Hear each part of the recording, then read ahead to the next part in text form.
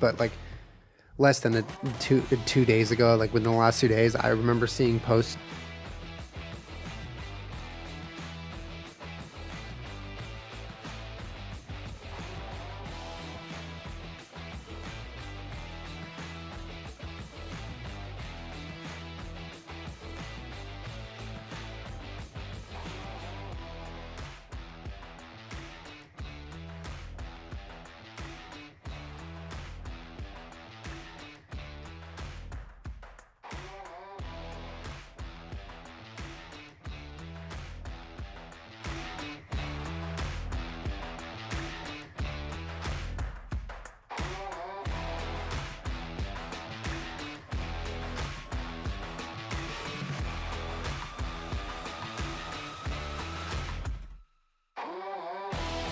In a world that's changed significantly in the last few months, everyone's been told to stay at home and keep to your own backyard.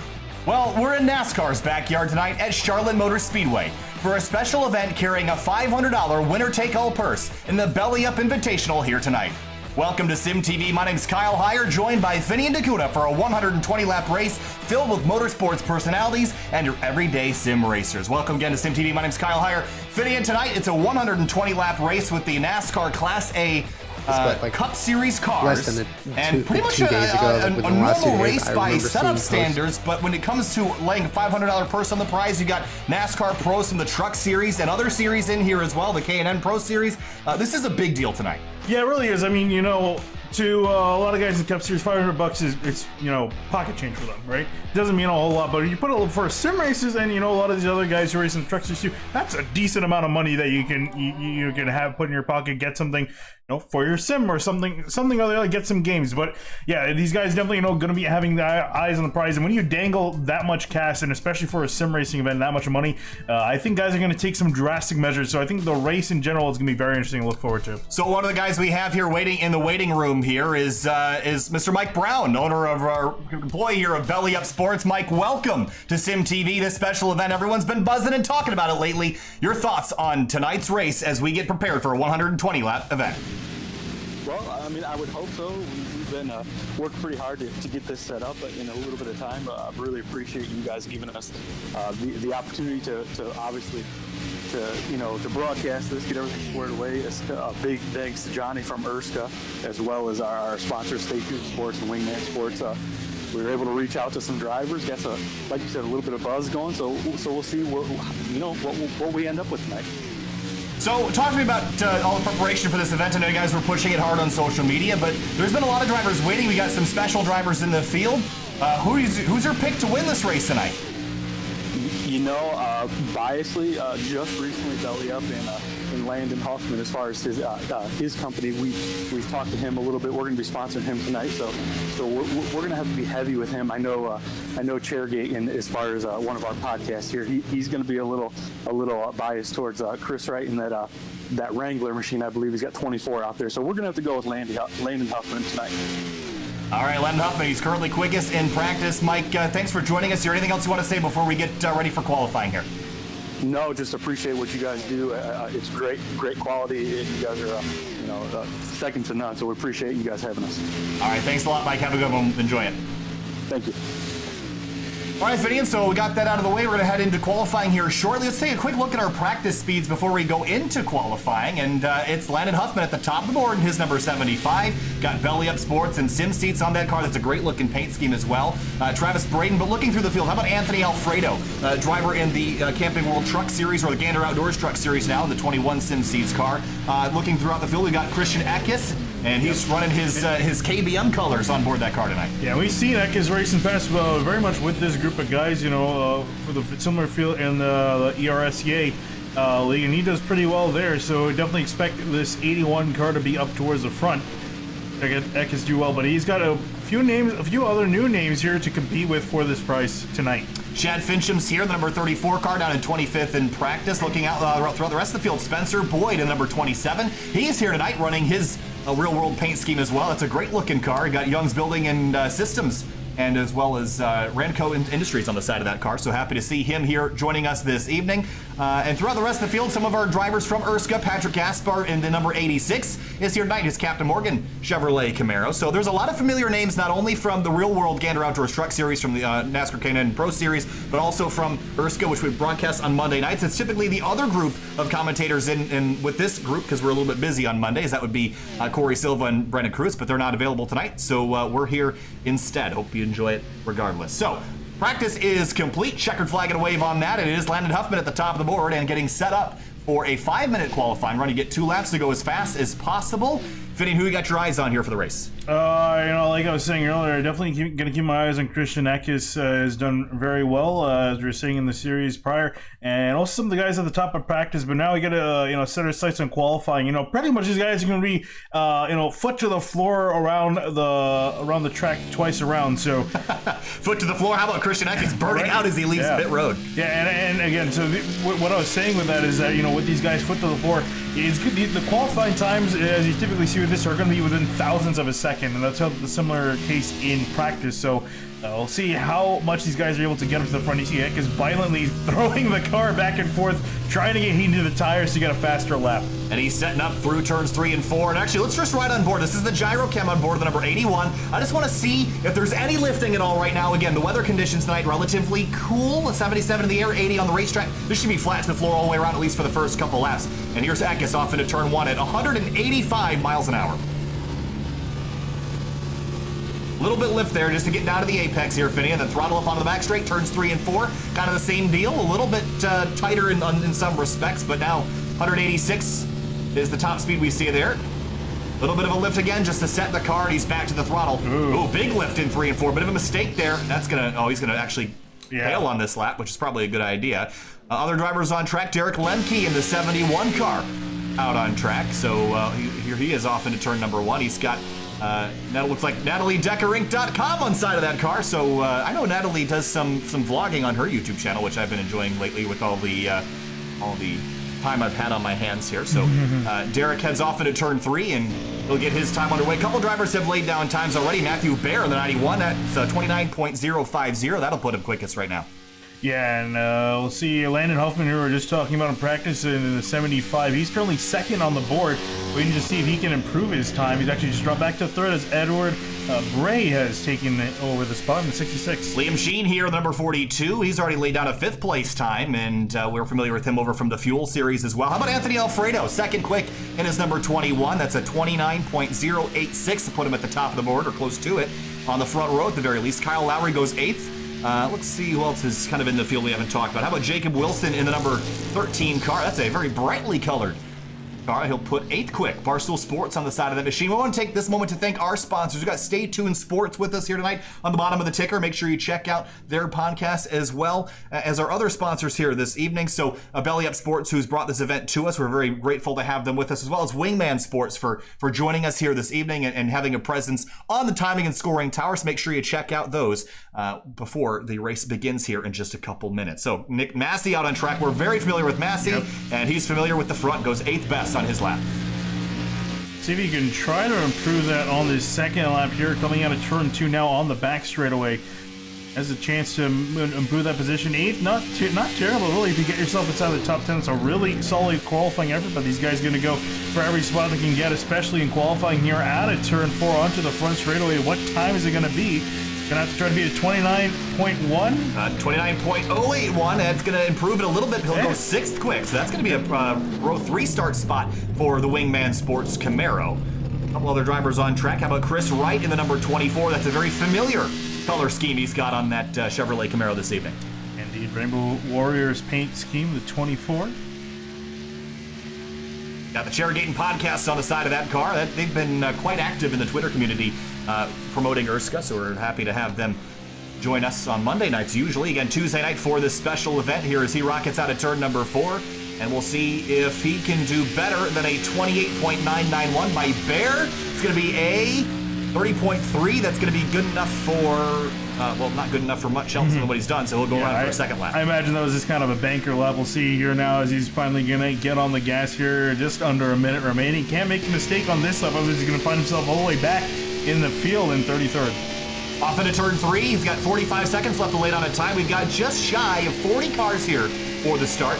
And, well, we see Chris Wright come across the line. It's laid out a couple general information tidbits here. This race is 120 laps. The cautions tonight, as Chris Wright goes 13th best, cautions tonight are manually activated, so they're not automatic. They will be manually activated by an administrator, and we will have 2 attempts at a green-white checker should we need it towards the end of the race. I have a feeling we're going to need it. It's going to be a fun one. We've seen Cup racing at Charlotte before. We've seen it at Texas in recent weeks. These 1.5 mile tracks in this high downforce package get pretty wild, especially on the restarts, and cautions breed cautions. So waiting for the checkered flag to fly here in qualifying, and again, Matthew Baer at the top of the board right now, and no one else is going to beat him, so he will sit on pole. Tate Lytle goes second quick in his number 56. Yeah, watch out for Tate Lytle in that 56. We've seen him race in this with this Cup package around some similar names up in the front. He's done fairly well, so I think we can definitely keep an eye on him tonight as he's qualified up in second. But, you know, 2 laps is one thing, 120 is another. So we'll see how these guys are going to fare here at Charlotte.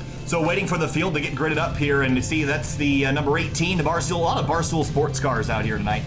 You see a lot of podcasts in general. That seems to be the common theme for tonight, obviously. So there's Toyota Camry up there. That's the number 42 car. Take a look down the order. That is Liam Sheen, and there are a lot of Camaros out here. So it's good to see a couple. I haven't seen one of the Mustangs was the 13 car of Wilson, I believe. We've talked about this in several other series too. People don't like the Mustang, or at least don't like to race the Mustang. It's weird because you'd think it would be the Toyota, and that was the case. But when the Fusion was out, now that we have the Mustang, it seems like less people run it than before, but which is really interesting to me. Either way, let's head back up towards the front of the field here and roll through our starting lineup before we get on our way to the grid here tonight. So on the front row, it's gonna be Matthew Baer, the number 91 out of the Virginias, and Tate Lytle in the Northwest at his number 56. He'll roll off in P2. Moving on back to row number 2, Travis Brandon in the 26, going to line up in 3rd from the Virginians. Next to him, Dean Brummett in 4th in the 2 car. In row number 3, Anthony Alfredo. He's got experience in the Gander Outdoors Truck Series, rolls off in 5th in his number 21 out of New England. And Justin Krasniewski out of the Midwest at his 35 starts in 6th. Back in 7th, the 48 car of Nick Massey, going to be lining up next to Vincent Isabella in 8th in the 11 car. And rolling off in 9th, Scott Crump, the number 51, has found success in Erskine. He's going to roll off in the inside of row 5. Edward Bray in the 66 in 10th. Back another row, we find Joshua Altis. Okay. Let's go with that. These are a lot of new names for us tonight, so bear with us here. And Landon Huffman in 12th. In 13th, Chris Wright, number 24. We saw him qualify. How about Tim Hammond in the 69 car out of Florida? He rolls off 14th. Back in 15th, Patrick Gaspar in the 86, and he's going to line up in 16th next to Will Cannon in the 08. In 17th place, Derek Lemke in the 71 Camaro, who roll off in P17. Damian Leininger in the 18th spot from California in his number 12.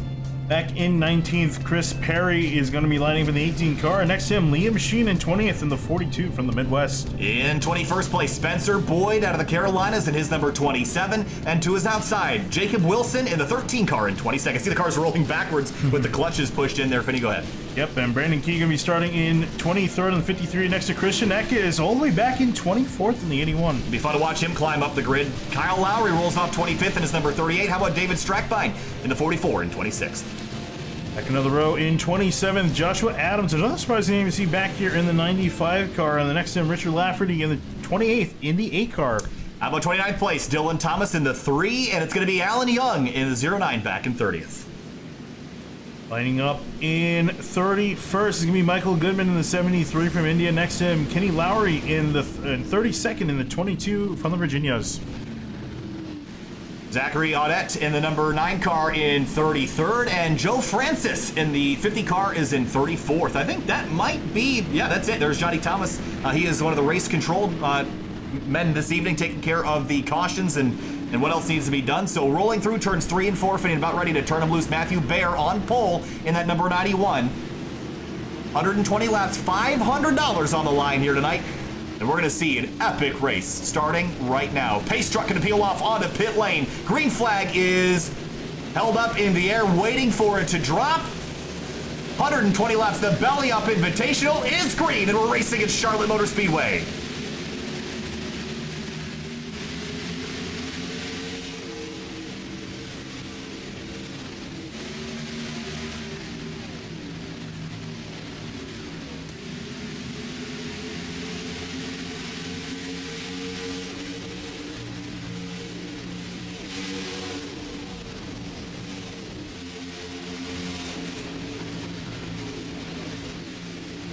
Lap 1 complete. Matthew Baer pulls ahead. A little bit of smoke in the middle of the front pack. There were 3 wide at the front straightaway. There's Dean Brummett in the number 2 car off into turn 1. On the high side, Anthony Alfredo in the 21.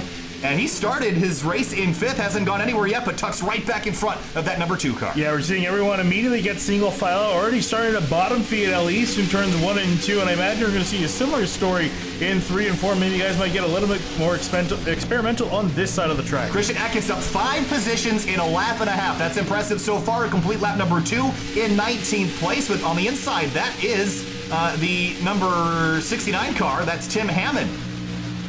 They head off into turn number 1. Up the road a little bit. How about Justin Krasniewski? That's the 35 driver. He's got Protect on board that car right behind Tate Lytle in the 56. And we know how good Tate is. Oh, yeah, we definitely do. Fall back a spot. Obviously started in 2nd on the outside row. But able to find his spot in third, and obviously this kind of just riding it around. These guys pretty much already up at the front of the field. Don't want to waste your stuff early on, trying to chase down the leader, and there you see the pack going by the start-finish line. Oh, we got trouble out of turn number 4 in the background. Big mess on the front straightaway. Caution's out, and Eckes is in it. Yeah, he was already spun out to the inside and then got some more damage at the end of that. And quite a few cars next to destroyed. Yeah, and Eckes, that car is absolutely mangled. That was about 8 or 9 cars. Our first caution of the night at lap number 4. Let's go back and take a look at how this all transpired. And have maybe a look-see. And that's a really disappointing... Oh, that was a nasty one. Whoa. Gotta go back a little bit farther to find it, but... This is off the exit of turn 2. And Christian Eckes in the 81. Oh, he got hit from the inside, the 69 car. And that, oh man, what a mess. Yeah, you can see that turn 4 got blocked. At least the exit got blocked quite a bit. And then again, ooh. This is the 9 car? Let's see who that is. Looked like it might have been the 9. Yeah, it is the 9 car. Came flying in there. I think it was Alan Young. Wow, look at that mess out of turn number 4. And Or here's a Zachary look. on it. We'll look from atop the starter, trying to see what's the best place to look here. So I think we're already kind of past it here. So trying to see exactly who was in this. The 69 car is in there, the 81 as well, the 2 car also involved. That's no, that's not Dean Brummett. That's another car with the number 2 on the side. I want to go back a little bit farther and look at where the contact actually started and began with the 81, and we'll take a look off into turn 3.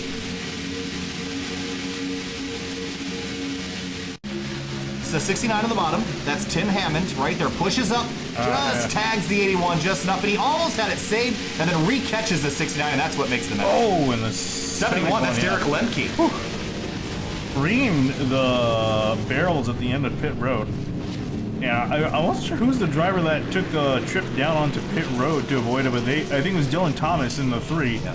He did a great job. He just went down pit road to avoid that incident and was able to get away scot-free. Well, so a lot of these drivers already torn up early. A couple of our pro drivers, Christian Eckes, Derek Lemke, already out of this one, but back up at the front. The rest of the field exits turn number 2. Matthew Bear continues to lead. Travis Braden in second. Tate Lytle, Krasnetsky, and Anthony Alfredo in third.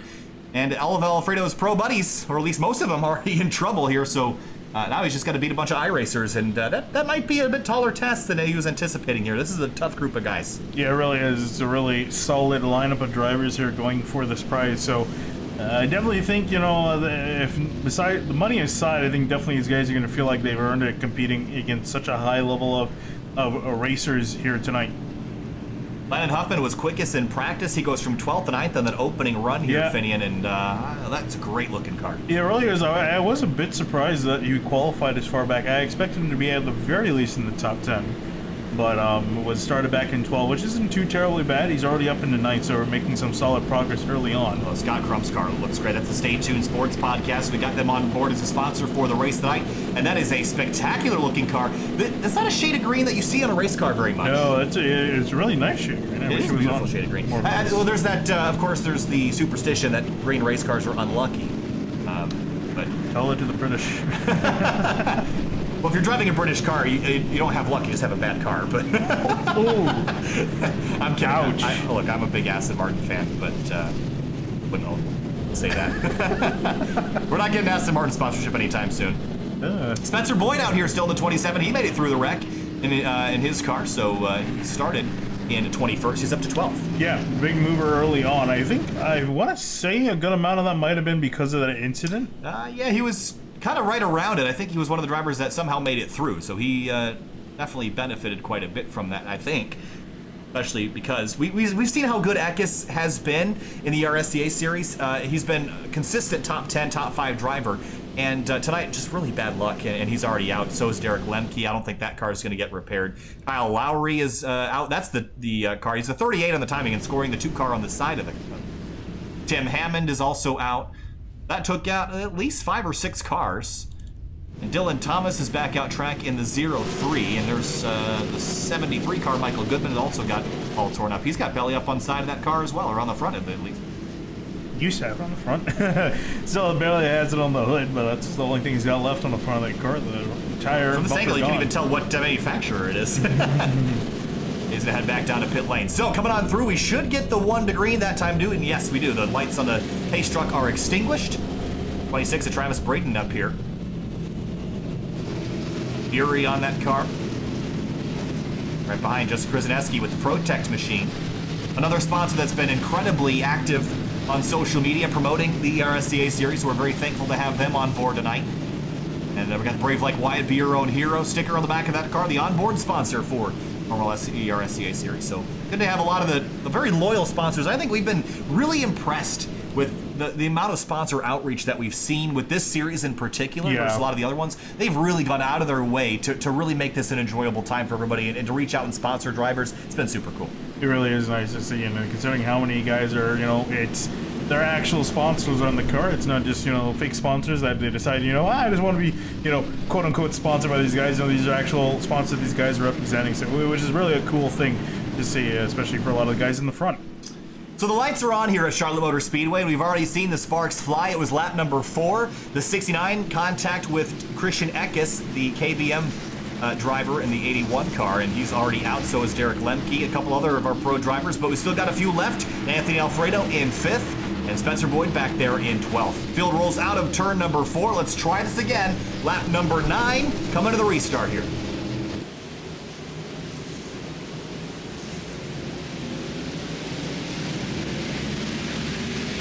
Green flag back in the air here from Charlotte Motor Speedway, and Bear takes off. And the rest of the field very well stacked.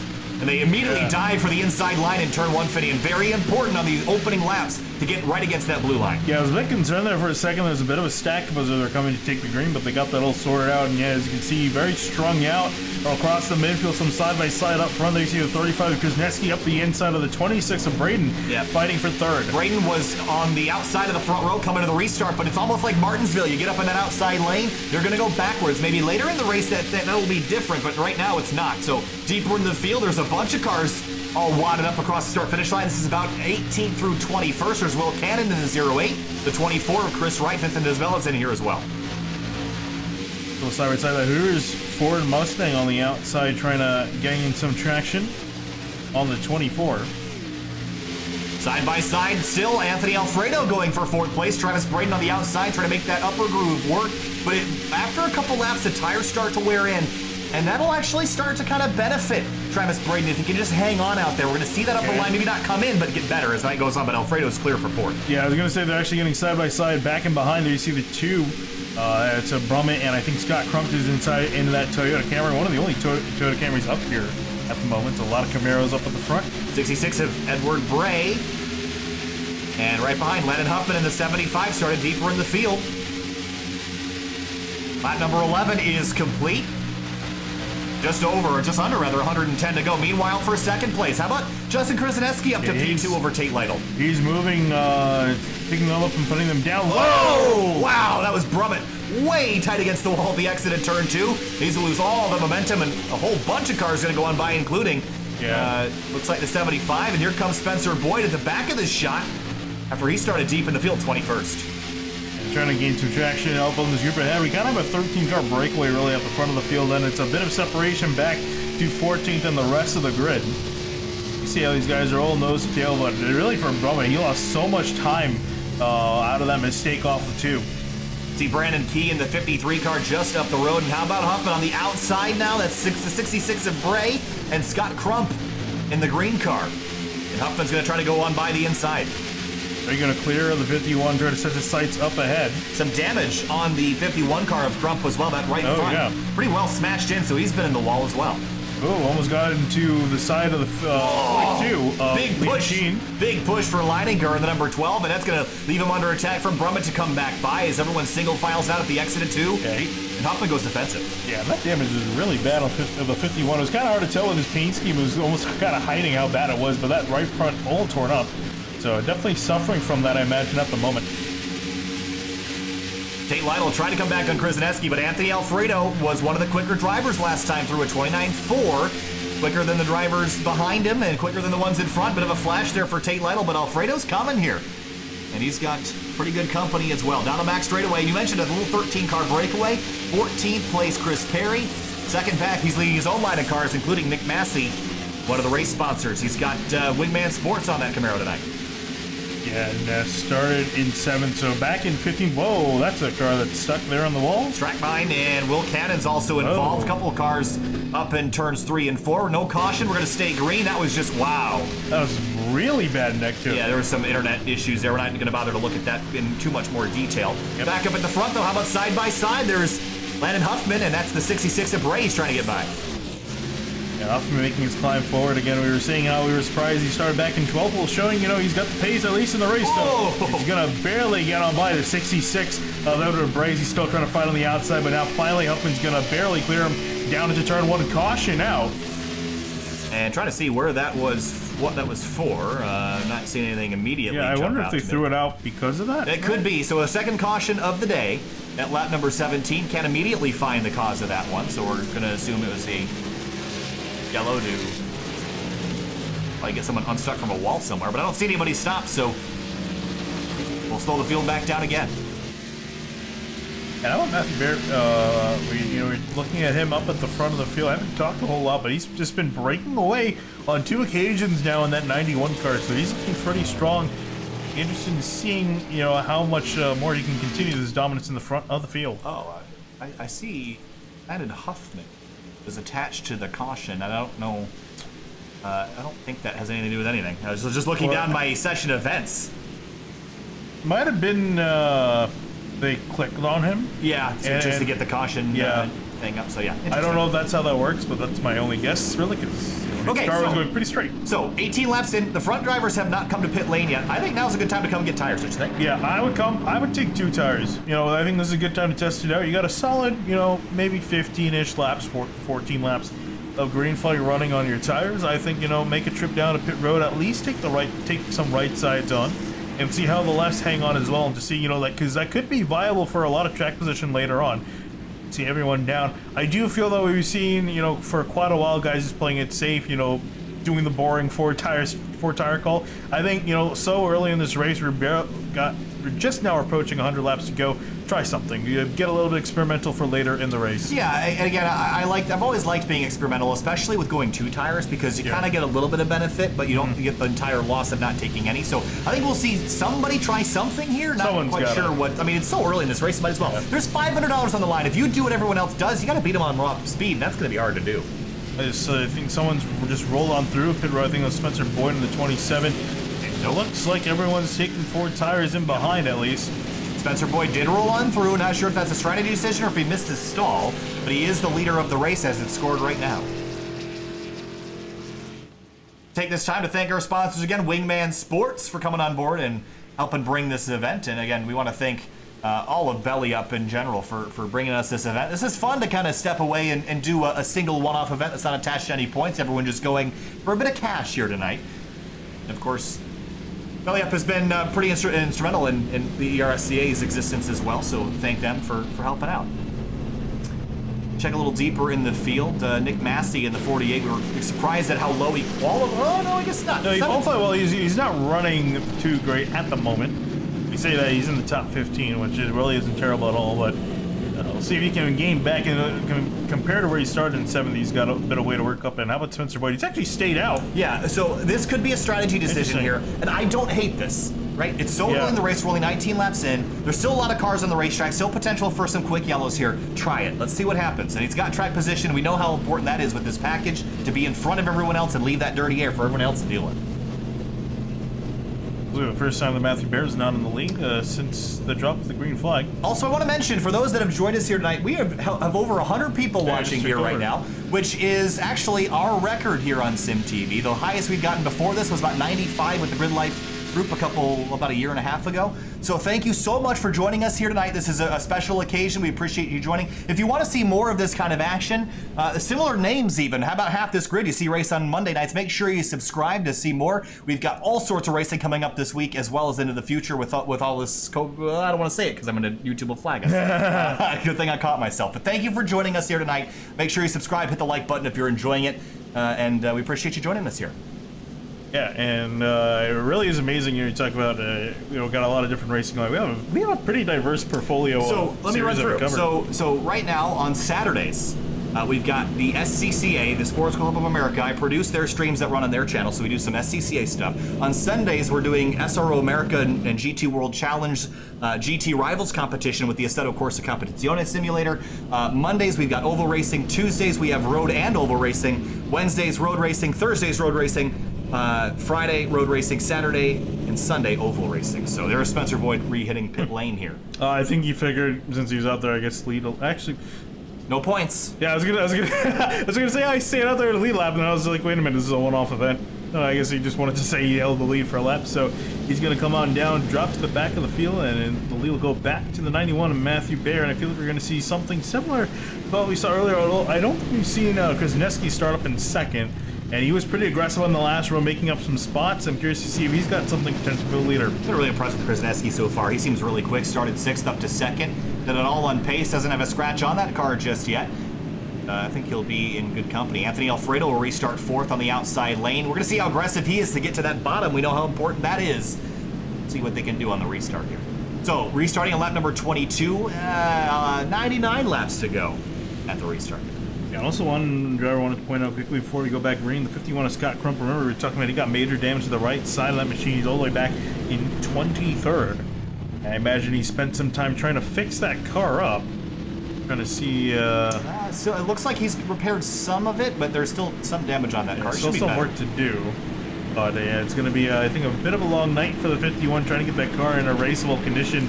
At least compared to the leaders, because that's what these guys are going for. So we'll see. He's definitely got some solid pace in the 51, but again, not the track position at the moment. All right, time to go racing again. It'll be lap number 22. We've had 2 cautions so far in our 120 lap race. Again, Johnny Thomas behind the scenes pulling and pushing the button, so we appreciate him as well. Lap 22 restart, Baer in command, and green flag flies again from Charlotte in the belly Up Invitational.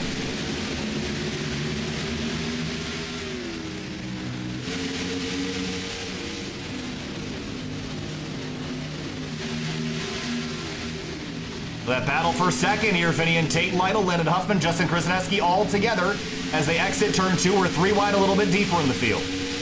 Yeah, no, already Baer trying to take off from the rest of the field. Lytle going to take over that second spot. The 35 going to get shuffled out a little bit here, but Krasneski's going to hold on to at least 4th place, get in line. How about the 75 of Huffman now making a move to the inside? He's in the top 3, going for second here to the inside of Lytle. Oh man, tight for position. Landon Huffman was a favorite picked out by the chat earlier tonight. We'll see if he can battle side by side down the back straightaway. Tate Lytle up top, Huffman on the bottom. I think the bottom's going to prevail here as Matthew Baer's driving away up in front. Yeah, I definitely agree with the chat. I mean, you know, from 12th to 2nd place, effectively. They could have a little touch there. There's some damage there to the 56. They did make a little contact, but they'll continue. Yeah, so from 12th to 2nd with under 25 laps done, so he's done a solid job moving his way to the front here. He might be the one driver that can finally chase down Baer on the 91 as he's starting to break away. Down the back straightaway, still side by side for second. Krasneski giving a little bit of an arrow shove to Tate Lytle. Not sure how much that'll be worth. Doesn't look like it's going to be enough, though. Huffman should go through to second, and he does. He clears the 56 out of 4. Tight quarters there, but they get it done. Yeah, it was aggressive with it, but he had to do it. And actually, Lytle's going to again try to mount up a charge on the front straightaway to the outside in turn 1. But not going to be enough. Huffman easily going to get the spot, and finally get clear of the 56. On the back straightaway again, look at the 42 car popping out of line. That's Liam Sheen on the 66 of Bray. Now Bray sets the driver's left of Travis Braden into 3. There's space given. Is it enough? Whoa. Real tight through 3 and 4. Barely enough space. There was a late move by the 66. Now he's going to kind of wash up a little bit. Here comes Liam Sheen in that 42 looking for a spot, as well as the 12. That is Damien Leininger. And Dean Brummett had a real big slide out of turn 4. Saved it. Will continue. No problem. And he's going to jump to the... big slide for the 42. Going to be 3 wide at the exit of 2. No. Leininger backs up. He'll think better. Tucks in line behind the 2. That was amazing. It wasn't a crash that easily could have been, but these guys give each other enough room to work with. How about second place again? Yeah, Huffman on the high side now. And the roles, as you're saying, roles reverse as Huffman on the outside actually going to get a decent enough run off of turn 4 to get back clear of Lytle. And there goes Anthony Alfredo to the inside down in turn number 1. And big push there. That car understeering big time when he got down to the corner. Yeah, I was going to say, I think they made the move a little bit too late and also a little bit too shallow on the entry into turn 1. Had to back off quite a bit to have to work again to catch back up to the 35 to make a pass. Oh, Leininger on the inside of Liam Sheen into turn 3, pushes up the racetrack again. We're seeing a lot of drivers struggle with that understeer. When the car settles into the corner, it puts all that pressure on the right front tire. They just slide right up the racetrack. We're seeing a lot of that right now. Yeah, and you have to start anticipating, too, the car getting tighter as this run goes on now. We got a really solid green flag run working. And, you know, the tires are going to lose their freshness here. Going to start pushing up more up the track. Speaking of which, 53 on the wall. Going to spin right in front of Vincent Isabella. Brandon Key in the 53, down on the inside. He's gotten it saved and will continue. That could have been a lot worse. Sure could have been. Back up for a second. Huffman's got it. Now he's trying to track down the leader. Bear was a 29.3. Huffman was also a 29.3, so dead even almost last time through for first and second. How about Bray and Brummett? Off into turn 1. And the rest of the field pretty much single filed out now, Finian. Yeah, and everyone is kind of trying to build up runs on one another here. It's fairly tight at the moment as well. There you see, that's the 2 making a move to the inside of Bray in the 66. And thought Meteor backs out. We'll have to try that again. Pull out of turn 4, looking a little bit deeper in the field. There's Chris Wright in the 24. He started the night in 13th. He's dropped a couple spots here, Finian, but it's so difficult to pass once you get some laps on these tires. Yeah, these guys just kind of riding in line, so it's going to be hard to make some passes. You're going to just kind of hope the guy out of you makes a mistake and you can take advantage of it. 48 car Nick Massey on a line on Damian Leininger off into 3. We'll have that spot complete. That is for 10th. Move the Wingman Sports Camaro up to inside the top 10. Leininger falls back to 11th. Huffman and Lytle still going at it side by side. These guys have not been able to break away from each other. Oh, real tight into turn 1. And, Anthony Alfredo sees an open hole. He's going to try to get into it. He's going to try to stick his nose here right in behind 56 and to the inside of Huffman. But a foot between them off into turn 3. And there's a gap in the middle. Just trying to get some air on the nose here, Finian, as they exit turn number 4. Huffman getting pushed out of line here. Lytle looks like he might be the one to take the spot here as he's got a shorter way around through the tri-oval. And behind them, there's Krzyzewski and Travis Braden now in the group. And Alfredo's going to go through to 3rd if he can just clear Huffman at the exit at turn 2. Not quite. On the wall, that's Liam Sheen out of turn 2. Going to be 3 wide, almost 4 for a minute in the background. They get on by okay. Sheen's going to drop down the order a little bit. Huffman now struggling on that outside lane. Was doing pretty well early on, but now starting to fall back just a little bit. Going to get a nice run off of 4 and going to be side by side with the 21. Oh, real tight there as they come across the start-finish line. About a second behind Matthew Bear in the 91. Continues to drive away. Yeah, Bear is loving this. He's looking in his rearview mirror. These guys have been constantly fighting since we got the restart. Look at the lead he's already pulled out to. It doesn't seem like a lot, but with this package, it's worth quite a bit. So Lytle actually looks like he's now starting to use some clean air to try to reel back in the 91 as he's starting to break away from 3rd. 33 laps complete here in the Belly Up Invitational at Charlotte Motor Speedway. We had a big crash early, took out some of our fan favorites, Christian Eckes in the 81, Derek Lemke in the 71. But everybody else, all the other pro drivers in here, Alfredo we talked about, well as, Spencer Boyd in the 27s back in 20th place. And look at this, banging doors on the backstretch. That is the 35 car of Krzyzewski. How about that? Banging doors with the NASCAR pros. That's got to be a cool feeling. Yeah, well, you don't want to actually start to bang their doors. They'll get a little bit upset and a little bit annoyed with you. But very much side-by-side in close quarters. You look at the 26 of Braden on the outside.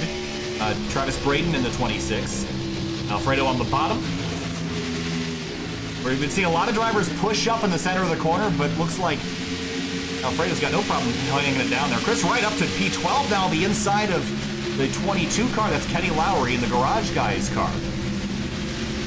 We haven't really talked about Kenny a whole lot tonight. Started 32nd, basically tail of the field. Wow, yeah, that's a really good, big improvement for the 22. Obviously going to be open for a little bit more here. He's pretty close to the front, and I think he might need a restart to really kind of help him get back up closer to the front of the field, but still really good progress for him. These guys are offset like Blue Angel fighter jets at the exit of turn number 2. Yeah, every time I think this battle's going to calm down, it sparks back up again. There's Leininger. He seems like he's kind of struggling to get by. An old big dive in 3, going to push way up the racetrack. Almost makes contact with the 66, but they'll make it out of 4. Up in front of him, 35 and 26. And it seems like some of these guys are struggling, when to get onto the gas here as the cars start to get tighter and tighter as this run goes on. And potentially also even I see some guys too riding that blue line and clipping the apron, I think is also leading to some of the wash up. Well, you hear throttle control, right? The older cars have that. These cars don't. It's all about who can commit to full throttle sooner. That's pretty much what you're doing right now. You're letting the car settle, and you're smashing that throttle right through the firewall again. And once you commit, you're committed. If you lift, all your momentum's gone. So whoever can do that better is going to be the driver at the front of this field, depending on where they are aero wash-wise. So there's not a whole lot of throttle modulation going on right now, which a lot of drivers would like. Yeah, but it's just gas or no gas. but that's the name of the game. So Tate Lytle has caught Matthew Bear a mistake last lap through. Ran a couple tenths off pace. Tate Lytle ran a little bit better, and here they are battling for the lead. Yeah, I was surprised he pulled up so close to the 91. I thought he would have been trailing him by a few more tenths, but they got pretty much to the back bumper of that 91. Curious how much they're going to fight now for the lead. That's 182 miles an hour across the start-finish line. Side by side for third place, Braden going down to the inside, getting by Huffman, and he'll complete that pass. And the 75 will tuck right in line in front of Krasinski, and for the lead, here we go. Battle down the back straight at Charlotte. Wow, amazing how quickly that heated up. Lytle to the inside, and Bear not going to put much of a fight up. All right, he said that, but he's actually going to try to get him back on exit. You can see his car getting tight. Going to wash up the hill. Not going to get as good of an exit as he would have liked. The 56 of Lytle up to the lead.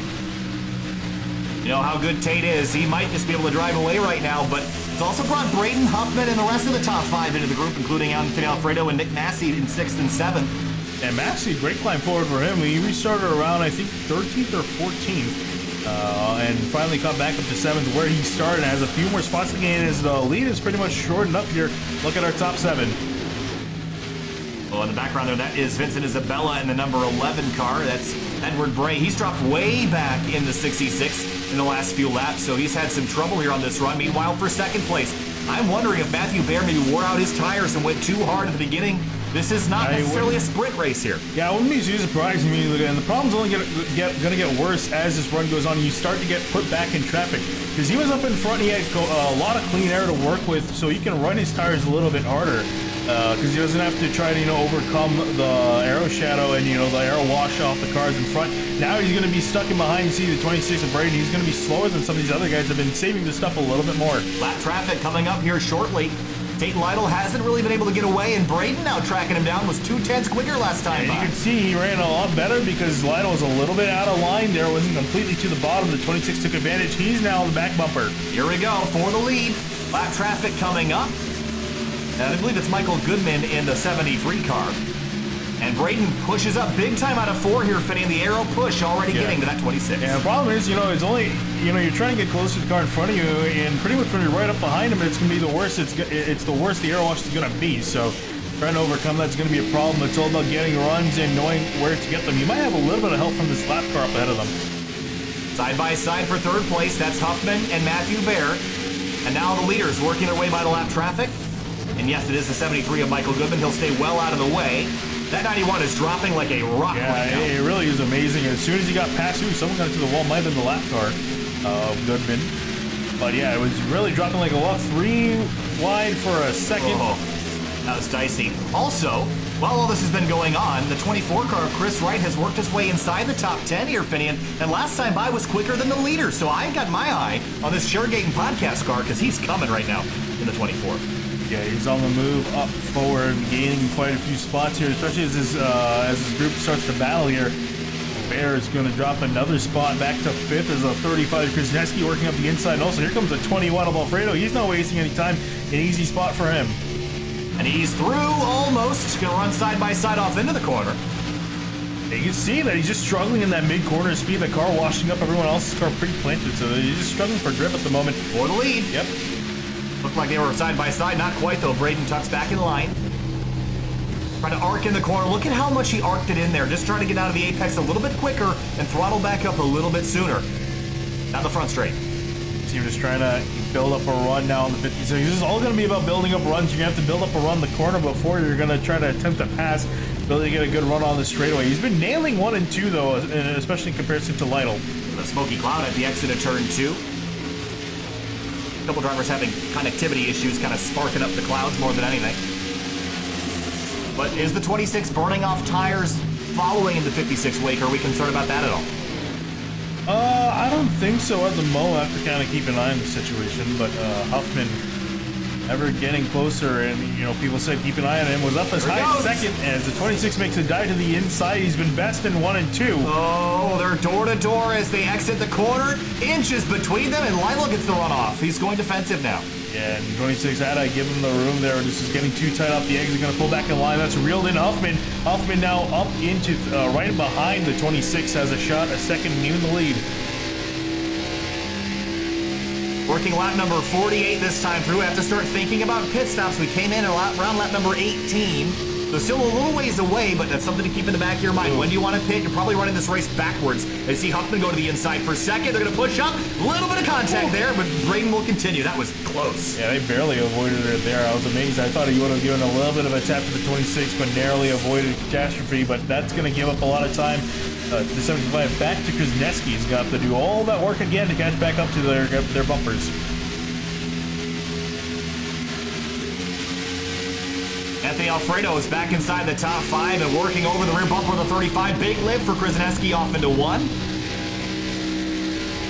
I've been really impressed with Anthony's patience here. He hasn't pushed the issue. He hasn't done anything crazy. He's just sitting in line waiting for the race to come to him. And I think really this package really leans into having patience, especially with the new tire model, and the fact that you can burn up your stuff like we saw with Bear, who's only back in 7th. Yeah, he fell out of the lead. He had a second lead at the beginning of the run, fell all the way back to P7. Now Braden reeling back in, Tate Lytle again, and there's a lap car up here. That is the 38 car of Kyle Lowry, so that should allow Braden to close in once Lytle starts struggling. No, looks like Lowry's going to pull over. He doesn't want to be a factor here. Knows a big group of cars passing by. Still keeping an eye on Chris Wright in the number 24 car. We had a battle for, looked like, 3rd spot here. Huffman make it 4th place. Kuznetsky and Alfredo. Yeah, Alfredo made a little bit of a dive into 3. At least had a look. Kuznetsky couldn't get on by or couldn't get to the inside to make a move.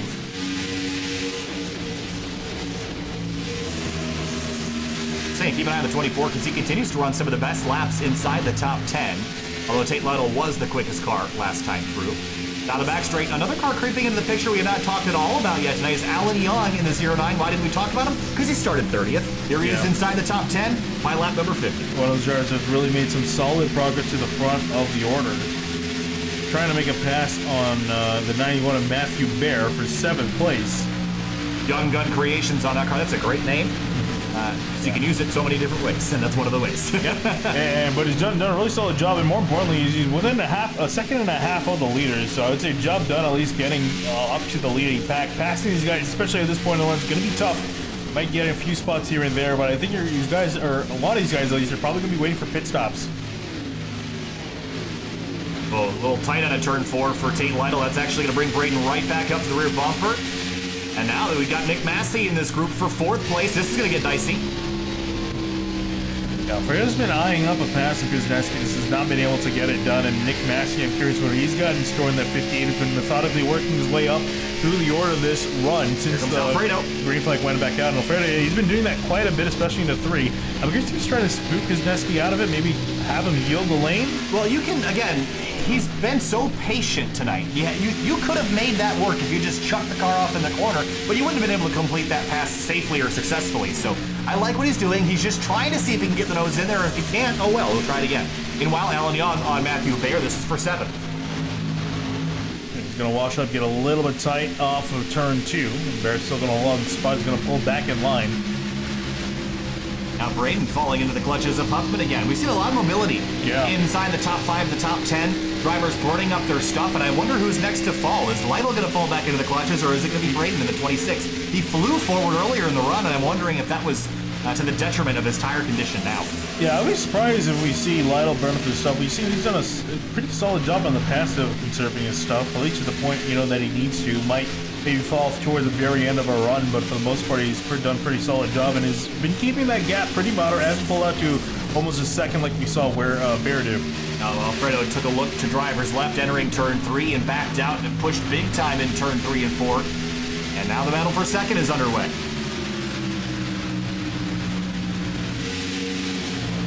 That's probably one of my favorite looking cars. I love the chrome number. I love everything about that 75.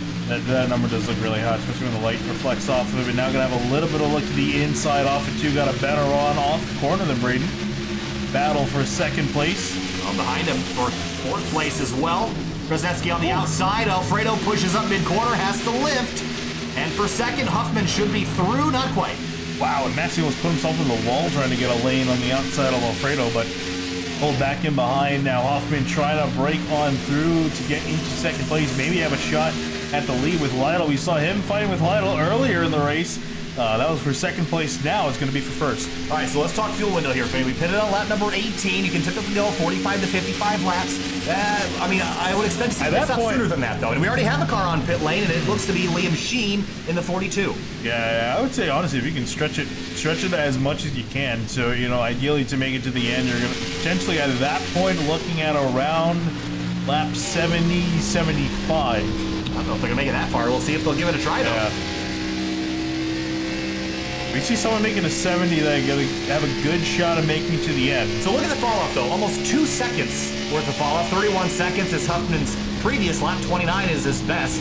So if you pit a little bit early, you're going to have an advantage. You see, the one driver that needs to hit pit lane is the 91 of Matthew Baer. He's really struggling right now. Yeah, dropping out of the lead all the way back to what's going to be 9th place as Chris Wright goes on through. Yeah, I imagine as soon as he hits his number, potentially, I think he's going to drop down into pit road and get some fresh Goodyears on. Whoa, 35 Krasnetsky all the way up through the wall. The camera couldn't even see him. He passed right underneath it. Yeah, let's go back and take a look at off into turn 1. Was there contact there from Anthony Alfredo?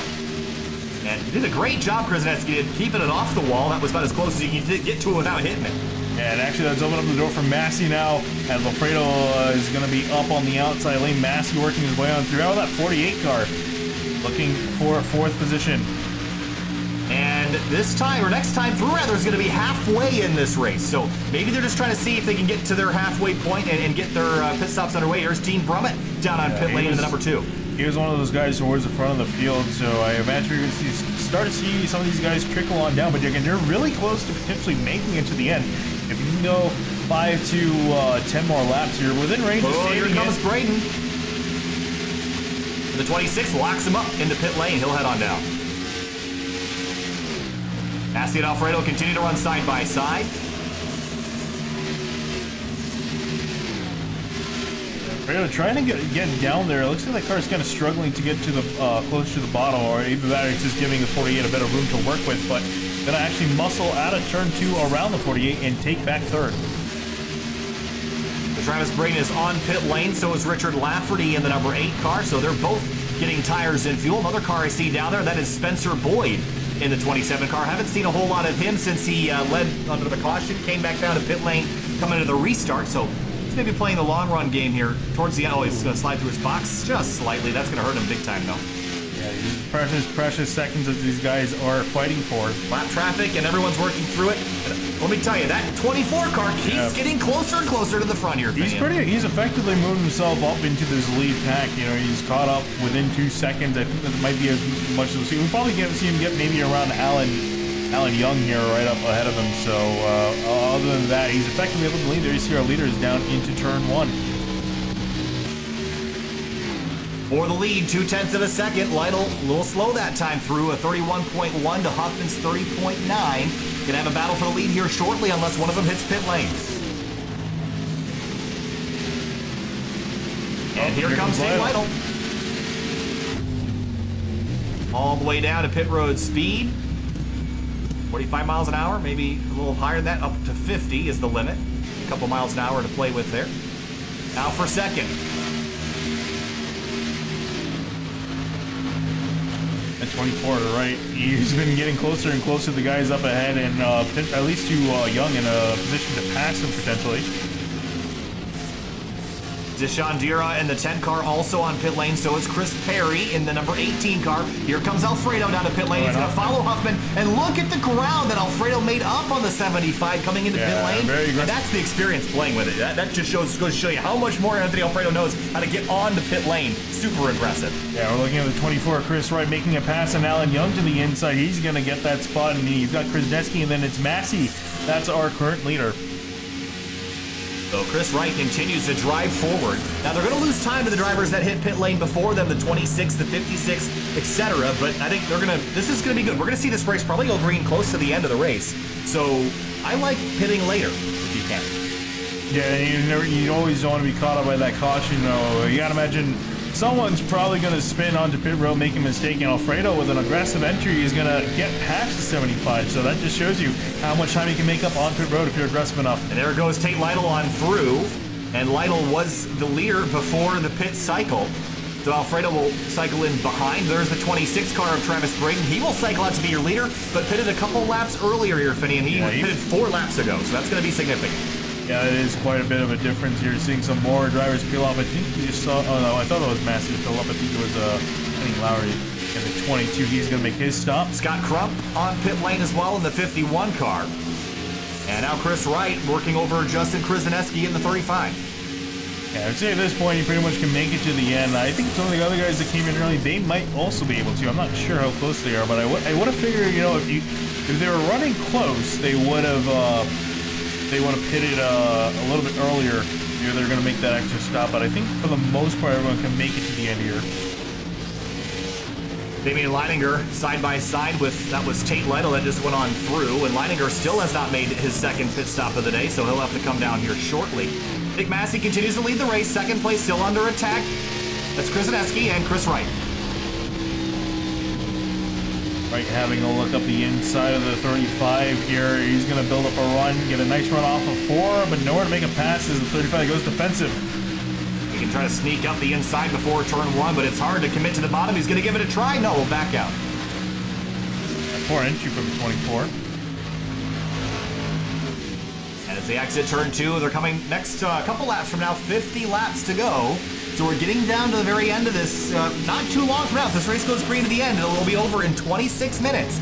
That tells me that you can pit now and make it to the end. And you're going to have better tires if you pit now versus pitting earlier. Here it comes right to the inside now on the front straight. I think a lot of this is going to come down to, you know, when was the right time to pit, you know, to do a little bit of an undercut, do a little bit of an overcut.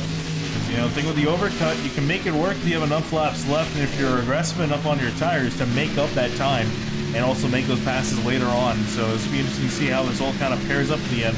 Alan Young through to third as well. Again, they're going to cycle back to be farther in the field than this, but certainly going to be putting themselves in a position where they can climb through the field later on fresher tires. 50 laps to go this time by. As soon as we have the leader go on by, which he has just done, it's Nick Massey right up the road in the Wingman sports car. And Travis Braden not too far behind these guys, and he's a lap down, but he's trying to get himself back on the lead lap, currently in 9th place.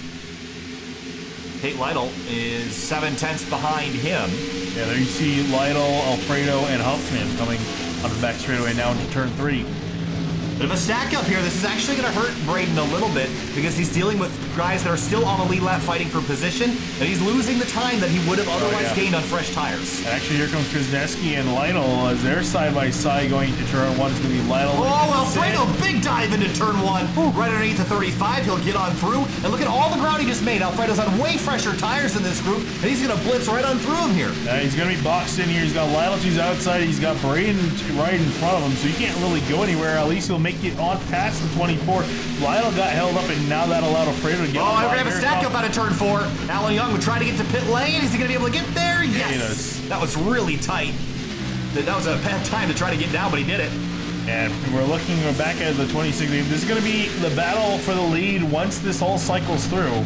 Alfredo's coming, and he's on way fresher tires than Braden. This should be pretty easy, actually. But look at the run Lytle's got now. We're going to try 3 wide now. Oh, yeah, here comes Alfredo. He's going to pinch the 26 in behind Massey. Textbook pass. Use him as a pick, and going to work his way on by. Lytle also get by for second. Oh, wow, the 20. Oh! And Massey's in the wall out of turn 4. He just got used up. Yeah, he did.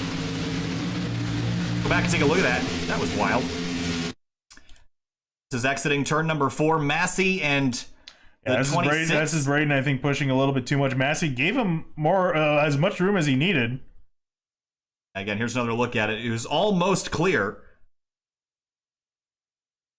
Right there, a little bit of touch, and squeezes him into the wall, sparks flying, and Massey did a good job hanging on to that thing. Still stays out of the racetrack, though, Finian. I think he's just hoping for a caution, but I'm surprised he went with this. I mean, it wasn't like he was behind that group significantly, 5, 6, 7 seconds in behind, but he was right up there with the leader, so this is going to, I feel, hurt him in the long run. So Anthony Alfredo will cycle out to be your leader when this is all said and done. Lytle in second place, then Landon Huffman in third, Braden back to 4th. So waiting for some other drivers to hit pit lane. How about Joshua Altus in the 94? He's on down. And I see Alan Young back on down. This is the third time. This is, he just came down a lap prior, and he's now 2 laps down. Yeah, so I wonder if something he had a penalty, perhaps, and maybe just called it a night.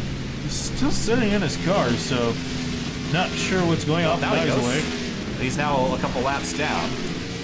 That's going to effectively take him out of the running, but back up here to the front of the field. It's Lytle, currently 6th in the order, still waiting on Massey, Kuznetsky, I think Leininger as well. Yeah, still a few holdouts that have not hit pit lane. The front 4, Massey, Kuznetsky, Leininger, and Gaspar have not yet hit pit lane. So this will be the battle for the lead once they do come to pit road.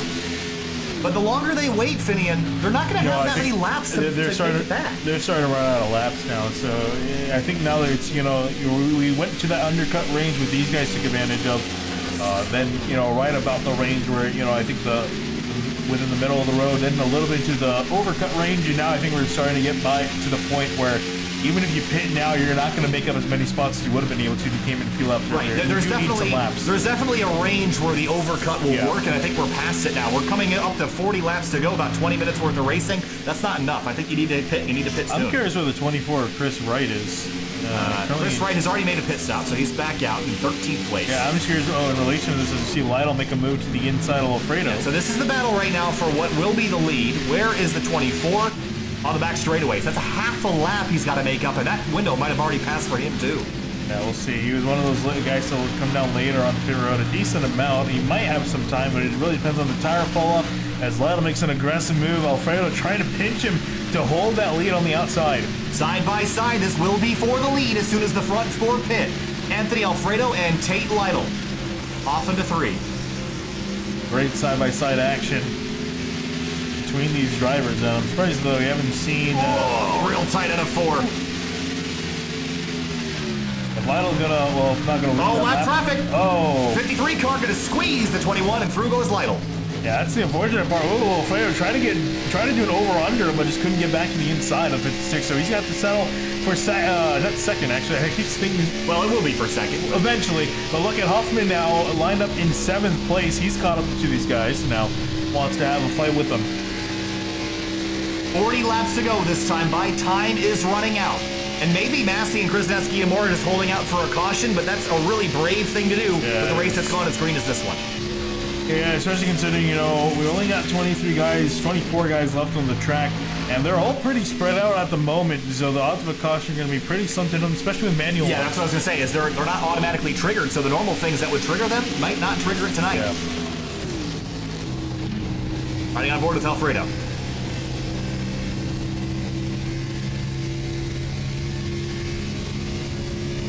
And Nick Massey has hit pit lane here, Finn, and he's brought a couple drivers with them. Damian Leininger's also down.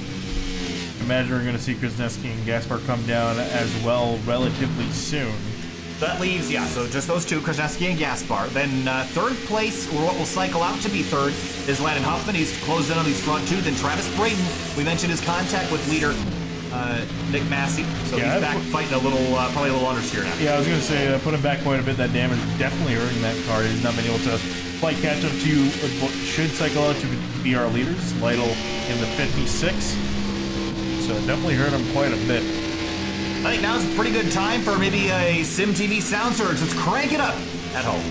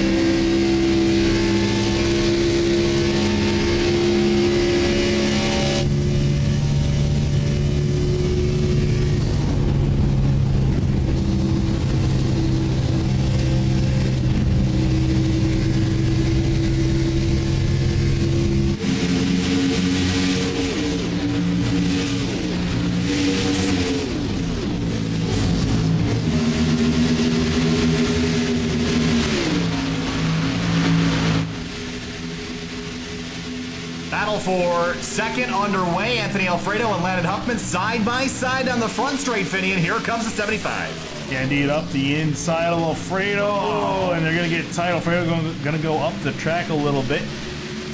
Going to try to get back onto the 75. Huffman now has got a good run on the back. And here comes a lap car. Actually, it's a 94. Joshua Altus, 3 wide into turn 3, and he gets turned. Alfredo saves it, still sideways in turn 3, all the way up the racetrack in the wall, and somehow they keep it straight. Unbelievable. Yeah, I was going to say, I was not surprised that's a problem you're doing with lap traffic now with some fresher tires, so they're going to work their way on through. And these guys, unfortunately, got involved. Holy cow, let's go back and take a look at this. 94 car on the inside, the 75 up the racetrack, trying to leave the space. What a save. Let's ride on board the inside of the 21. Watch his hands here. Really fought this car through the corner. Oh, 1, 2, and then 3. Right, he actually didn't get the wall. I thought he was. yeah, I was running, going to but say, it was so close. he fought the car spinning on him twice and then was also able to keep it off the wall. Some fantastic car control from the 21, but unfortunately it cost him quite a bit of time. He's going to have to try to chase back up to Huffman and Lytle. So Tate Lytle driving away right now. Less than 40 laps to go, closing on 30 to go. And actually, if you can pull this out, I don't care how long Kuznetsky's been out there on fuel. 69 laps. Wow. Okay, so there goes that fuel window I said earlier. I'm a bad Larry Mack. We need him in the booth. Anyway, let's. That seems absurd to me. Yeah, that's what I'm saying. These cars to get terrible gas mileage with their new aero package. With the spacer and everything, yeah. Yeah, there's Matthew Baer on through in the 91. That's by Scott Crump for 9th. And this has been kind of a disappointing day for Matt Baer. Went out front, led a bunch of laps at the beginning of the race, and here he is back in 9th now, moving back forward, but he could have done so much better had there been some more yellows throughout the race, because he's really performed better on those short runs. I think the problem was, I think he was expecting to get another quick yellow within 20 to 30 laps of each other. So he went out in sprint mode. Finally, Kuznetsky comes down pit road. But yeah, I think he ran just way too hard in that first run, and it cost him on the tires, and then he just got put on the back foot strategy-wise. So he's going to need a caution to really kind of get himself back equal with everyone else. So last time by, the leaders' times. Have a look at this. This was Tate Lytle, 30.723. Huffman, 30.779. Alfredo, 30.772. That's how close it is at the front of the field right now. And then you trickle back another 2 spots. Braden, 30.7. Chris Wright, 30 flat almost. Oh, he's coming. Yeah. Oh, Chris Wright. We thought he was a half a lap back a while ago, Finn. He's in the fight now, for sure. He continues to climb up the order. Here he is off in turn 1. Tate Lytle's on the backstretch. I think that 24 car can get there. Yeah, he's got the freshest tires of these guys. Granted, he has to get past 4 drivers, but at the moment, they're pretty spaced out, so he can pick them off one by one here. 30 laps to go, 0.3 of a second. He's got plenty of time to get there. The problem is that his tires are going to drop off and somewhat equalize, but I still think he'll at least be top 3 by the end of this. Yeah, so everyone's ahead of him, so running 30.9, 30.8, and ran a almost 30.5 for the 24s, so still gaining 2 to 3 to 4 tenths a lap. He's coming. Tate Lytle's got the lead, but could it be for the rest of it? 30 laps to go here in the Belly Up Invitational, sponsored by Stay Tuned Sports and the Wingman podcast as we roll through Wingman Sports through 3 and 4. So Lytle, Huffman, Alfredo, your top 3, then Braden and Chris Wright. That's the car we're watching.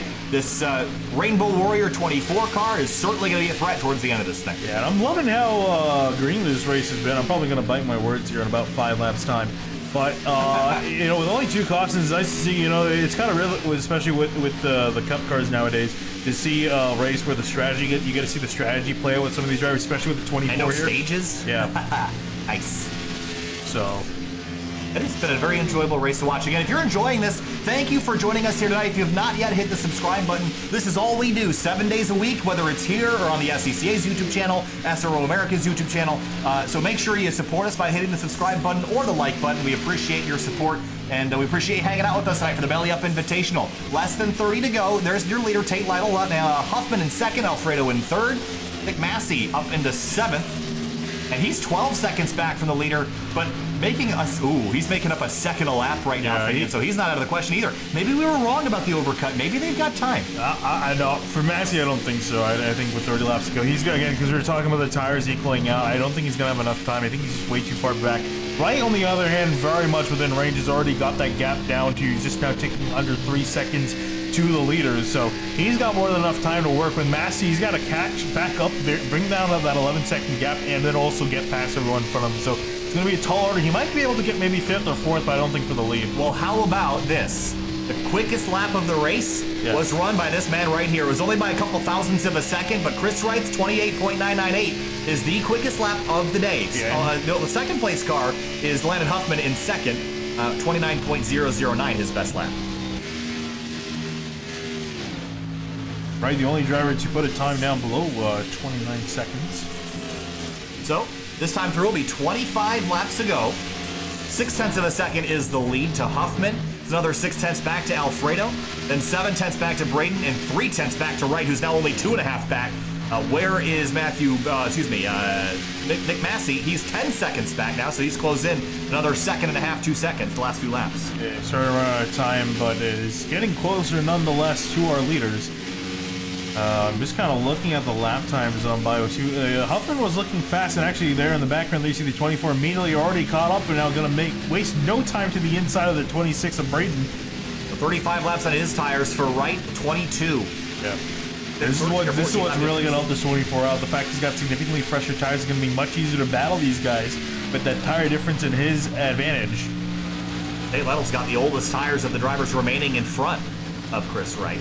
And I'm actually surprised Tate Lytle has done this because he actually pitted a lap before Alfredo, and I know it was a little bit argy-bargy up there, but Alfredo kind of got punted out of the lead and out of second place, and here he sits in third, unable to do much with it, though.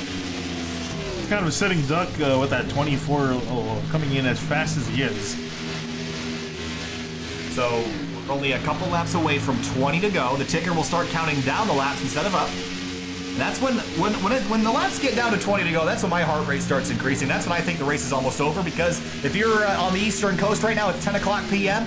At 10:20, this will all be over, provided we don't get another caution flag. So that's how close we are to the end of this thing. Lytle leads the way. Huffman closes a little bit. That was a couple hundredths he gained last time by. This is the car we're watching. Really just nailing solid lap times, lap after lap. Still 0.3 faster than all the guys ahead of him. This is Alfredo. This is for third, right in front. Now his times have started to drop a little bit. He's now down in the 7s, 30.7. But it's still 1/10 to 2/10 quicker than everybody in front. He's down to 1.5 seconds to the leader. He's able to hold his in-time line much better than everyone else. Look at him. Yeah, see Alfredo push up a little bit out of turn 4. And the best is when they start pushing up off the corner, because then it just gives him clean air and exit to work with as well.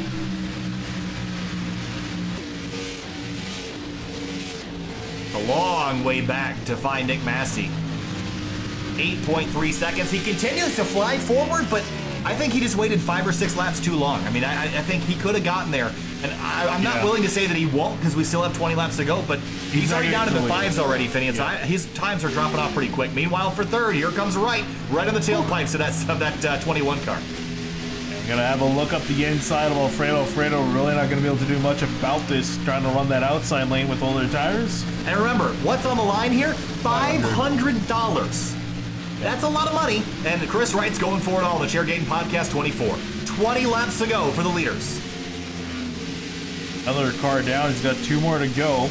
And I won't say plenty of time, but a decent amount of time to get back up, or at least work his way back up in front. He was only 0.03 quicker than Lytle. I know he had to pass Alfredo last time through, but his times again have started to drop. He still is making up fairly significant time. That was 0.2 quicker. Yeah. Massey's now 7.8 back. Yeah, Lytle actually also working past some lap traffic, and we saw the lap traffic be quite a deciding factor when these guys just came out of the pits, so depending on how these guys move over, if they move over to let the leaders on by, it could be a factor in determining who's going to take the lead. Blue and white car is your leader right here. Second right there, third right there. All within a second. Huffman almost on the wall trying to get around that lap car.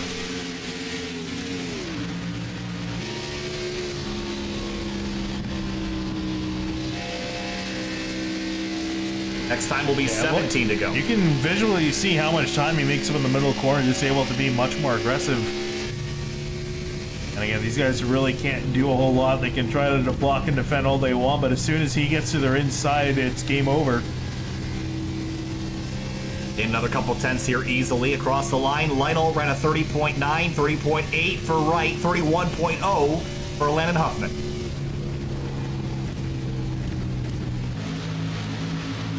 really hope a caution doesn't come out now. That would totally ruin this whole thing. And because I said the anticipation is killing me here to see what happens, and I don't want to see a yellow flag. Yeah. I don't think we will see one either, unless these guys tangle.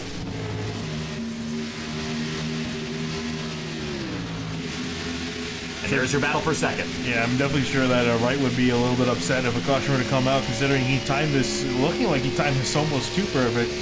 Coming up to the back of Huffman now, he's going to have to try to work on the 75. This is critical now, though, because he doesn't have that much better tires than Lytle at this point. So if he wastes a lot getting by the 75, then he might not have enough left to go get Tate Lytle. But here he comes. Already looking to the inside, got a fantastic run off of 2. Huffman are going to have to yield him this, at least the lane to work with.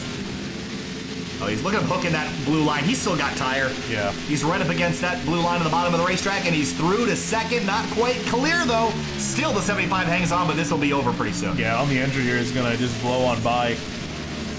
Going to immediately clear the 75. He's got one more car to work with, a second up the road. And that is the leader. Yep. Last time by, he was a 10th quicker. Where's Nick Massey? His run is stalled, 7.4 back, and that's why he waited too long, Finian.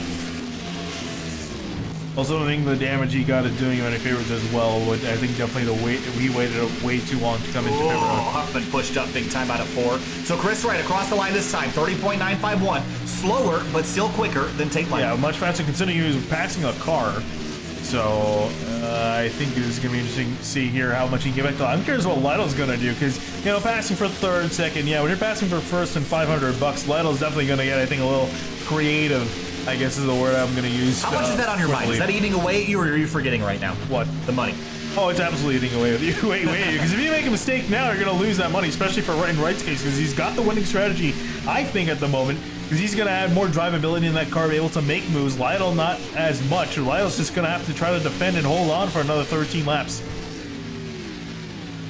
I mean, that's the only thing, right? I mean, because these guys aren't racing for points. No one's. It doesn't matter if you finish in second, only matters for first. Absolutely. 0.6 of a second, going to tick down to maybe 0.5 by the time we get to the start-finish line here. Chris Wright trying to reel in Tate Lytle. 12 laps to go, and you're wondering, Kyle Finian, what does 7/10 of a second look like? That's 7/10 of a second. So that time, though, it was a 1,000th of a second improvement for Lytle over Wright. So that kind of stalled out here. Yeah, I'm actually surprised to see he stole that as much, or if anything, I guess in the opposite direction, really, that Lytle's picked back up. Because he was running in the 31 at some points. I guess. I mean, we did props on him. He did a really good job saving. 11 laps to go now. Time is ticking down. He was really slow because of the lap con. That was a 30.7 for Chris Wright. Now it's 0.3 of a second, but now the arrow push is what we're worried about now. Oh, but look at the lane difference. You see Wright a whole lane down, able to get a lot more, better of a run to the corner. This is what we saw him doing with the other two guys in behind with Alfredo and Huffman. And now starting to get back on Lytle. Next time by will be 10 laps to go. 15 miles in the Belly Up Invitational, brought to you by Stay Tuned Sports and Wingman Sports. Out of turn number 4, 10 laps left. Wright is 2.5 tenths behind Tate Lytle. Getting down to the wire here. Got just about 10 laps to work with him here and try to get closer to Lytle. And again, I am really curious on how defensive Lytle is going to be with this. Very.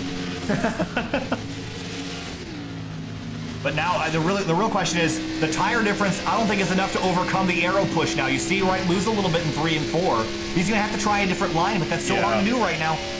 And that time through, 200ths better was Chris Wright, but it's not very much. He's got the hope for Lytle. You see the way they're running off the corner here. Wright's able to run a lane lower. That's helping him quite a bit, gaining a run. On the backstretch, he's able to close a little bit with the draft, but you still can't put him in one camera shot here. 0.2 of a second. Now you can. You can see the back end of the 56. 2.5 tenths again in 3 and 4. And look at the run. The 24 got that time through. 8 laps to go from Charlotte. Yeah, got a 10th just about on that last lap through. Actually, it was almost equal. Yeah, that was 2,000ths better for Chris Wright. And you see Lytle's moved up the racetrack a little bit. Wright powers up a little bit. That was a bit of a gain. Gap going to fall under 2,000ths of a second for the first time this run between these two drivers. 7 to go this time through. Going to come down to the wire here at Charlotte. Lytle and Chris Wright battling for the win of the Belly Up Sports Invitational for $500. Yeah, and it's all between these two guys. They're 2 seconds ahead of the next driver. There you see Huffman, that next car, black and white car in behind. And look at the run Wright got into turn 2. Here they come, down the back straight. Coming to 6 laps to go. Wright's got to run, but I don't think he's going to get greedy yet here, Finney. He's going to stay in line and wait for an opportunity. Lap traffic ahead. Yeah, this is actually going to hurt Lytle now because he doesn't have that clear out. So one advantage he has over the 24. He's going to lose it a little bit here as they work on past the 73. 6 laps to go, down into turn 1. Wow, Chris Wright is there. And he got back to the throttle. Oh, he hit the apron. On the apron is the 24. And he's going to lose all the momentum. Look how important getting everything perfect is here, Finian. Yeah, he bounced off the apron that shot him back up the track, so he's going to have to work back again to get to the 56, at least his bumper. Still very close, and if Lytle makes a mistake, that 24 definitely going to take advantage. 5 laps to go. Lytle, Wright, nose to tail again. Just have to wonder how much is Wright being patient, or is he being patient at all? Is this all he has? Here he comes, right to the bumper. Oh, he's kissing. He can't slide a piece of paper between them. Side by side on the back straight. Lap car on the bottom. This is the same car that got involved with Alfredo before. He backs out into turn 3, right to the bottom of the racetrack. Side by side. He's going to push up. Oh, is it going to be contact? So close in turn 3 and 4. Oh, but importantly, he shoved Lytle out of the line. Lytle's going to get him a bit of a run off the corner, but the 24's still there, barely to the inside. Oh, wow. 4 to go this time through. He's still there on the inside lane. Now he's clear. Just got clear, and now Lytle going to try to slam the door shut on that inside, take away the air of the 24, and Wright's got a pretty much one more run maybe to work back on the 56. That was almost his only shot. He's got to fire up for one last go, and this time you can't back out. $500. You can buy a lot with $500. I'd certainly love $500. But out of turn number 4, 3 laps to go this time, and Wright's got to fire back up and give us one more go. Just a matter of waiting for Lytle, to make an error. Lytle's having some internet issues as well, which is making this even more distracting for Chris. That's why the camera keeps jumping around, as that loses focus on the driver when they blink out here. But Chris Wright, within a 1/10 of a second now, but look at the run he's got in the back straight. Next time by 2 laps to go, 3 miles, then Infiniti's running out of time. Oh, Lytle clipped the apron a little bit. I think it's going to cost him some momentum. Here comes a 24 decent run off of 4. 2 laps to go this time by. If we get back to the white flag without a caution, we're going to the end here. We have 2 attempts at a green-white checker. Should we need it? I don't think we're going to need it. Yeah, at this point I don't, unless someone has a big mistake. Here we go. Wright's got a big run. Here he comes to the inside. Lytle's going to leave him the space. This is it. This is the run. Into turn 3. Right to the bottom of the racetrack. Is he going to leave space for the 56? He's going to push. Here he goes. Contact into turn 4. Side by side. He puts the 56 in the wall. White flag in the air this time through. Yeah, we're definitely finishing this race at this point in the 24. He's got clean air ahead of him. The 56 Lytle way too far back. He put him in the wall. Out of turn 4. Chris Wright battled from the back. It was an overcut strategy. He planned this out, played chess at 180 miles an hour. And it came down to 2 laps to go in turn number 4. And checkered flag weighs $500. And the Belly Up Invitational goes to Chris Wright in the 24 Chairgating Podcast Camaro. He wins at Charlotte. And what a fantastic drive, too, from outside the top 5. Drove his way up there past everyone and took away the win. And with just under 2 laps to go, fantastic to watch. Lytle going to finish in second. I imagine a bit disappointed. He's going to be wishing this race was 118 laps, because then he would have been walking away with the money.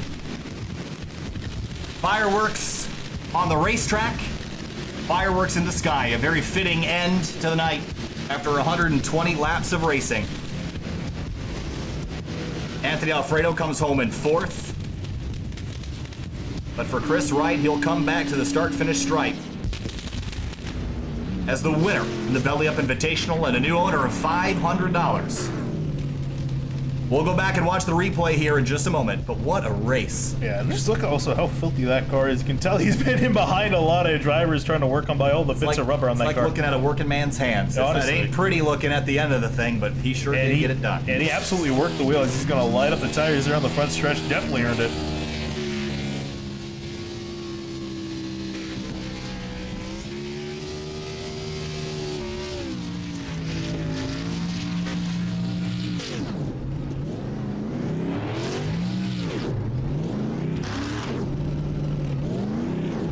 What a race.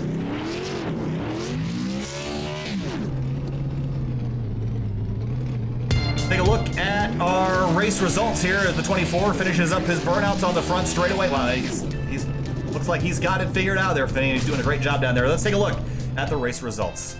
Chris Wright out of Ohio gets it done. Tate Lytle in second in the 56. It came down to 2 laps to go, and there was contact. We'll go back and watch. Anthony Alfredo finishes in 4th. Kenny Lowry rounds out the top 10 in his number 27 car. Alan Young back there as well in 19th place. How about Spencer Boyd? Never really saw a whole lot more out of him after he tried going for the lead on that one caution flag. He finishes in 20th. Matthew Baer started off early, led a bunch of laps. He comes home in 12th. And down the order, of course, the disappointments for tonight. You have to really feel for Christian Eckes. The worst luck in sim racing, other than maybe Levi Zielinski. Yeah, that's very, very and true. Derek Lemke as well, out on lap number 2 in that big crash. Unfortunate that he couldn't get the Natalie Decker sponsor machine up into the top 10, but such is racing. We'll let that scroll through one more time before we take a look at the replay of that 2 to go pass, and then we'll bring you Chris Wright and a few more drivers to talk to before this night is out and over. All right, let's go back and take a look here, Finney, and see how this all went down. So this was 2 laps ago. Yeah, this is going to be definitely something to watch here, especially the moves going into 3. And, you know, he made an attempt prior that we saw was unsuccessful on the previous time, but this time was able to make it work. Here's a look. Goes to the inside in turn number 3, dives up, and he had tried this a couple laps before and wasn't able to get it done, but he did, right here, throttle back up and just push, and right there hits the 56. And he had to do it, you know, to get the win. He had to get into the 56 there, because if he let off the gas and took the corner normally, he would have had a significant loss of momentum. I don't think he would have been able to take away the win. Oh, right there, and Lytle knows it's over as soon as he hits that wall, the sparks flying, but you had to do it. And rubbing is racing, Infineon. I think that's Tate Lytle may or may not agree with that at this particular time. It doesn't matter if he agrees with it or not. One man's got $500 and the other man doesn't. And that was the move that did it right there. He's a winner. He got it done. But also get one last look at the burnouts here, because I feel like I missed an opportunity to show off a really cool yeah, and I know what you're going to. Yeah, you know exactly. Might want to rewind a little bit more. Yeah, we'll go. Here is a look. Oh, the fireworks don't refire. That's a huge disappointment. I thought we were going to get fireworks in the replay, but guess not. All right, we'll be back in just a moment. Stay with us. We'll be right back for driver interviews. Don't go anywhere.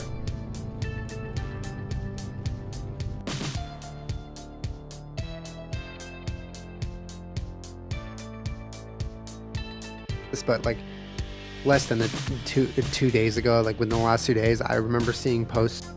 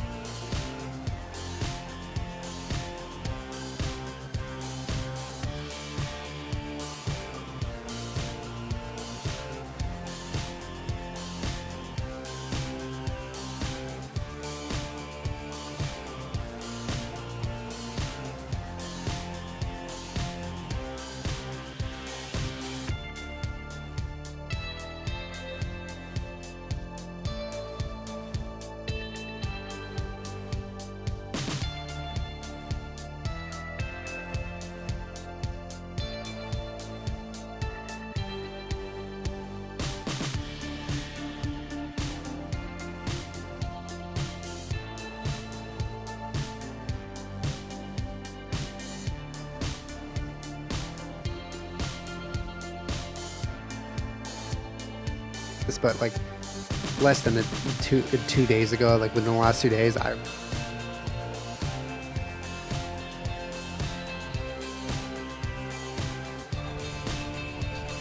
Welcome back live to Sim TV in the Belly Up Invitational, here with Chris Wright, the driver of the number 24, who got it done at the end of the day. Chris, you won. There was a little bit of contact in turns 3 and 4. What happened? Yeah, I want to start by apologizing to Tate. I've raced with Tate a lot, and I don't think he's ever hit me. I've ever hit him. I pushed up there. I definitely did not mean for there to be contact, so I like to apologize to him. I know he's frustrated and whatnot, but man, what a race. I hope the finish was good for you guys to watch. It was a lot of fun to watch, Chris, but that strategy call to stay out on those older tires and kind of coming down and kind of try the overcut, that worked out for you. But what was, how did you know it was going to go green to the end, and what was your contingency plan if it didn't? Well, you never know if these things are going to go green, but we had went green for a while at that point, and the tire fall off is just so dramatic after 20, 25 laps. So I just wanted to stay out about 10 laps longer than everybody else, and then I'm a teammate with Nick Massey in here, so he stayed out even longer. We just wanted to make sure we didn't get beat by fresh tires at the end, and just worked out. I'd like to thank all the guys over at RRM for working with me and, letting me be a teammate to them tonight. Chairgate come on the car, part of Belly Up Sports. I mean, thank Belly Up Sports for putting this big thing on. You guys at SimTV for broadcasting it. I can't believe it. Chris, we want to thank you for joining us here tonight. It was a pleasure to watch you out there racing, and hopefully we'll see you around again. Appreciate you talking. All right, thanks, guys. Absolutely.